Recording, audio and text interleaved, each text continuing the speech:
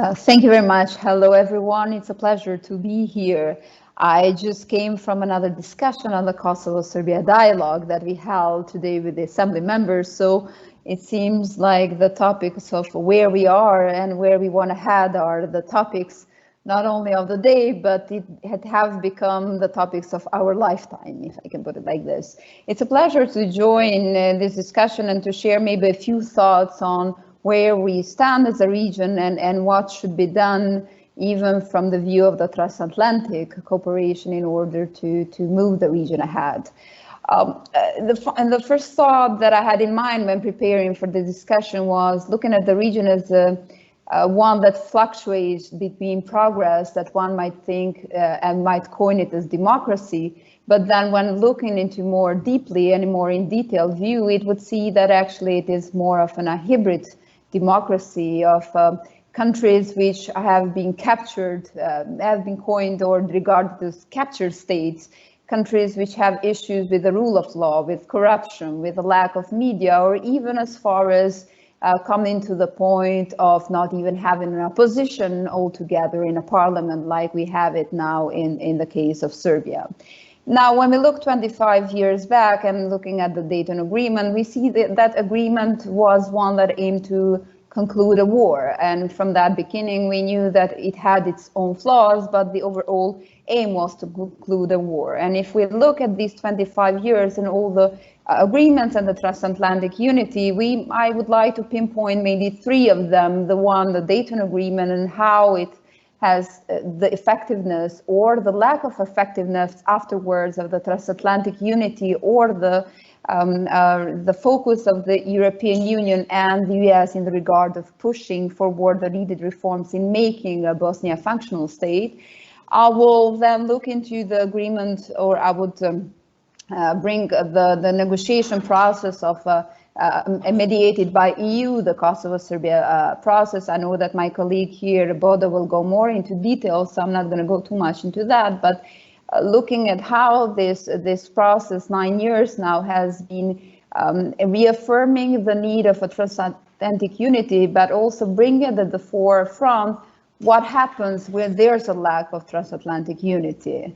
Especially now with the previous administration that we left behind, the US administration of Trump, but also I think that this process brought to the forefront the complexity under which EU itself functions and the lack of a single or one position of EU towards the region in general, and especially if we look at the Kosovo-Serbia dialogue process in more particular. And I would maybe give an example here of when we look at 5 non-recognizing countries, and position of EU High Rep Miroslav, who says that Miroslav Lajčák, who says that a normalization agreement doesn't necessarily need to end, or it should not be defined by EU what it means. And then we have Germany on another side that stresses that the recognition is a must. So I think that this agreement put at the forefront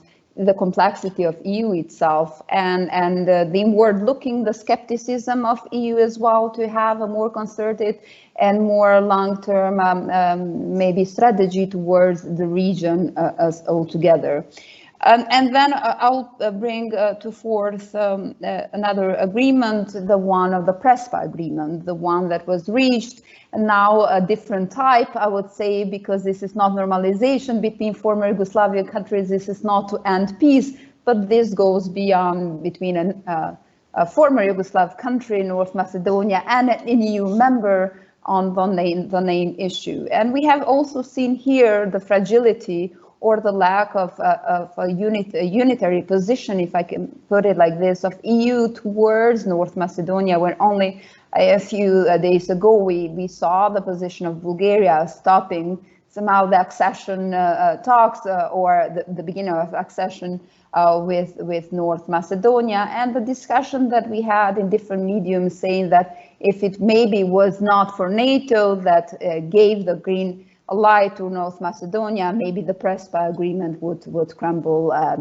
altogether. That is, of course, an issue to be discussed. It doesn't mean that that's the case, but it did, again, prove the lack of a unitary strategy. Now, we know that with the Thessaloniki summit in 2003, there's an opening and a promise for Western Balkans to be part of the European Union. We have also heard it from the current Commission and the President of the Commission saying that Western Balkans is in the courtyard of the European Union, in a privileged region. But if we see what has happened in these 25 years, and we see, I would better coin it with the phrase saying that the region pretended that it did reforms, and EU pretended that the region was actually implementing reforms. We see that 25 years past Dayton, that it is still very easy in the Western Balkans to raise the flag of or to raise the nationalist card. We see over and again politicians denying genocides, denying massacres, and we still see the how can I say, the dogma or the desires that were what crumbled or what we saw in the 90s coming back of Greater Albania, of Greater Serbia. We see that in these 25 years we were not able, despite the fact that we were able to have multi-ethnic states per se in the Western Balkan countries, we see that actually citizens in these countries not all citizens in these countries see themselves or consider themselves as part of these states. So I would maybe just give an example of Serbia with Albanians in the Preševo Valley, with Kosovo, with the Serbs that especially live in the northern part, in Bosnia and Herzegovina with the three different ethnic communities, in Macedonia and Montenegro. So we have still not been able in these 25 years since Dayton and through a transatlantic, sometimes unity and disunity to actually have functional states. And I think that where we stand here is that we still see that the region is run by the people who made the war in general, and those are the ones who are making politics. And we see that in many cases, even the strategies that come across the ocean or even in the central part of Europe are ad hoc and not long-term strategies. What we need is to create functional states, and we need return or redeeming transatlantic unity in the sense of looking at the region from maybe from a long-term perspective, but also in creating regional linkages. Now it is European Union as of 2018 has actually invested around 22 billion euros in the region. And the question that is always raised is what has been done with those millions? Are those millions of money have been able to actually produce functional countries and have been able to, push forward reforms? And I would say that to some extent, yes, but still we are still far away from creating functional states. Now, when we are looking at the new administration of Biden and trying to find out what the new administration, how the new administration will engage in the Western Balkans, specifically whether it will be by supporting European Union or whether it will be in taking a more front-run position. It is quite clear that we need a more strategic position from both U.S. and European Union. It is, I guess, and I will conclude here because I think I'm at the end of my 12 minutes. In these 25 years, we have seen on and off a dream of European Union and European perspective. I think that still European Union is still a very important perspective for the region, for the reforms that it can push forward, for these countries and in order to make them functional countries. And I think that what the European Union itself and in concert with US should do is actually to push forward to create functional states. I'm repeating this because we live in countries we still lack functionality. If we look at Serbia, at Kosovo, or even at Bosnia-Herzegovina.